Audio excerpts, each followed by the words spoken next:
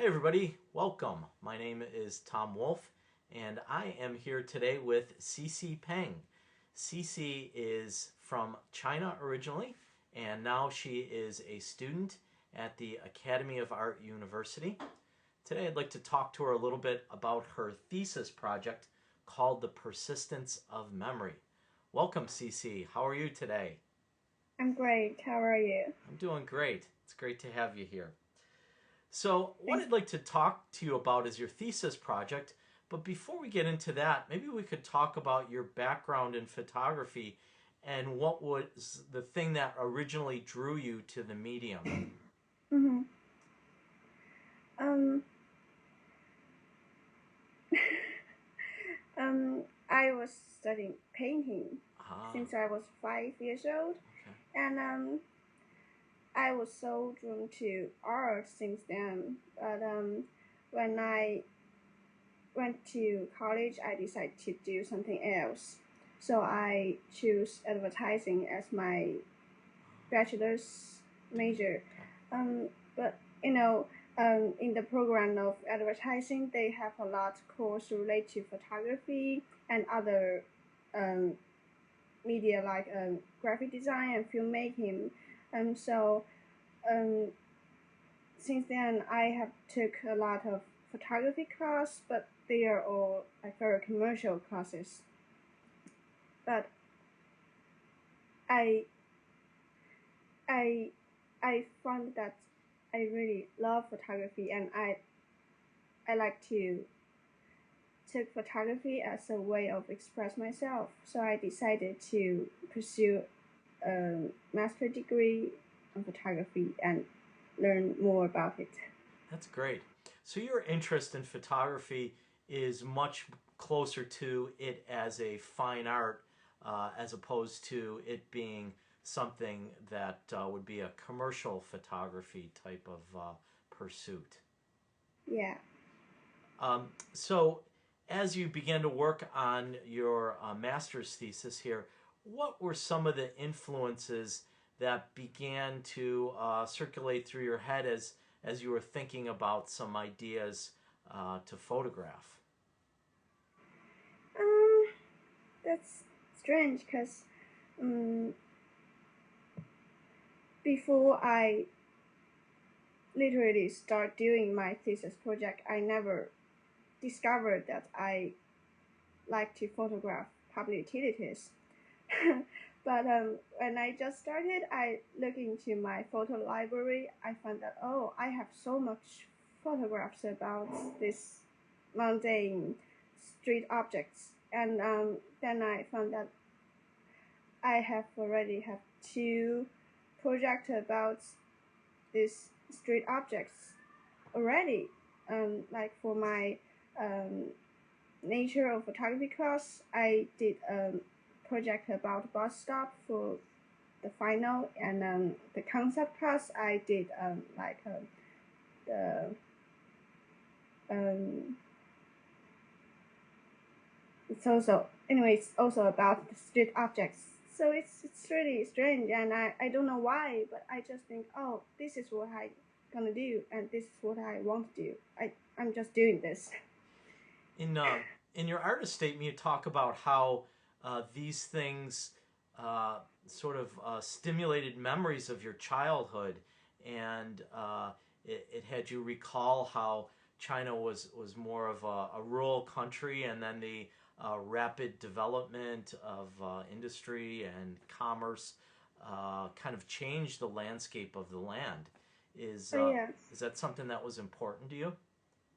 Yeah, that's very important to me, and that's after half a year, I've already working on my thesis. But after after that, I went back to China and I walk on the street.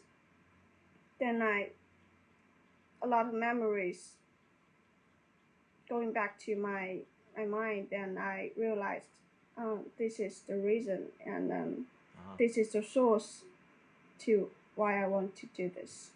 that's great.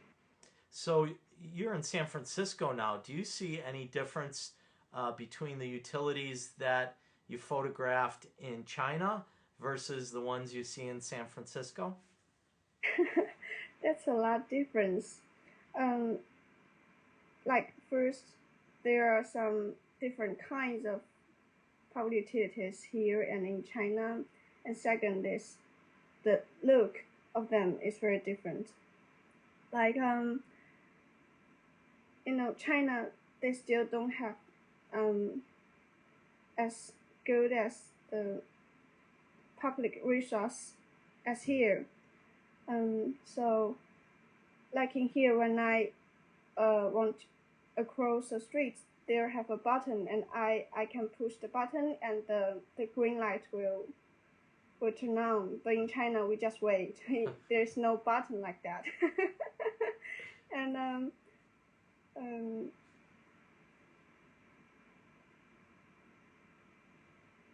the look is, I think in America people cherish the old things better than Chinese people. I know people usually think that Chinese people they cherish their old culture and everything, but in fact they're not. They are destroy everything like every day. So right now most public utilities in China, they're very very new. There are no old kind of public utilities, but in America there are a lot of. And like the apartment I'm living right now, the elevator is so old.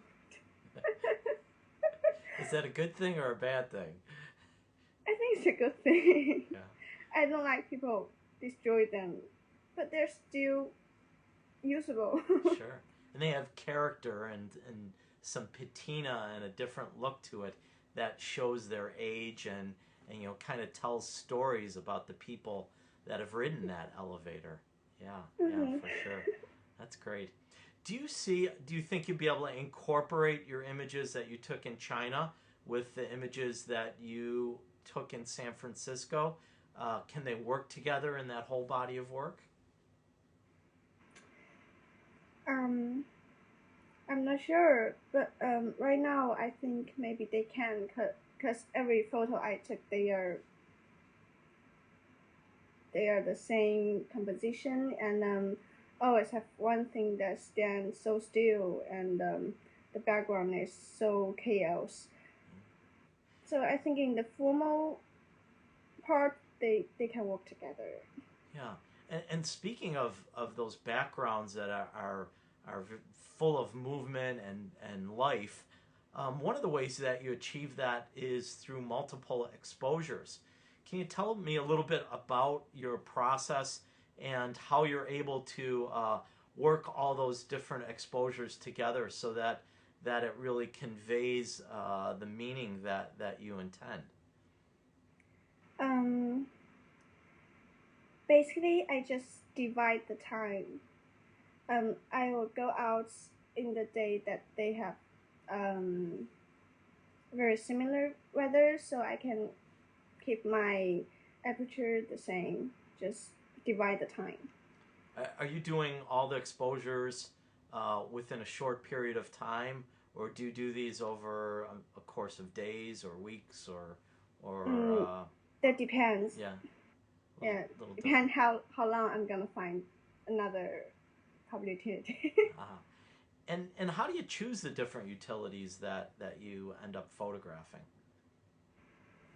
mm, they appear to me um, like just a fire hydrant. They have a lot different kind of fire hydrants, different colors and different shape. But I just choose the one that will appear to me. And when I photograph them, I have 6 exposures. That means I need to find 6 of them. So in that case, I will focus more on the background to choose the background that they will fit together. Now, lining up the actual utility itself, does that present a significant challenge for you? In other words, getting it to match up in all of those frames? It's very difficult, and almost every photograph that I showed till now, I have a lot reshoot of them. Okay. And you were working in digital also, so probably the switch from digital to film was a little bit more challenging in getting those to match up because you really don't have that software that's available to you that you can kind of easily match everything up. Is that the case? Yes. Film is much risky, and like I suddenly I can't control everything. It's like gambling every time. Yeah, yeah. And so, talk to me a little bit about your use of the large format cameras and your use of film. You talk a little bit about that it's kind of like gambling or taking a risk on that. How has your aesthetic changed over the course of time that you switched from digital to film photography? um, like in digital, if you remember my thesis work in digital, the the color is very it's darker than now, and it feels very muddy and very heavy.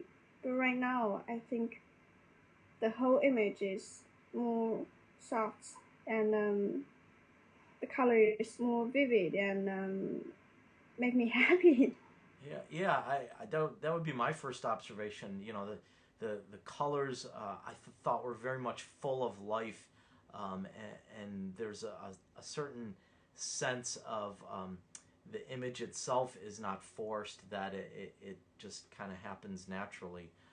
Yeah, Versus the digital, it almost feels like everything's lined up so perfectly that it feels like it's been built or constructed in there. So I certainly see the difference between the two. So have you mm. thought about how you're going to finish up this project, or what direction you want to take it in your remaining semesters here at AAU?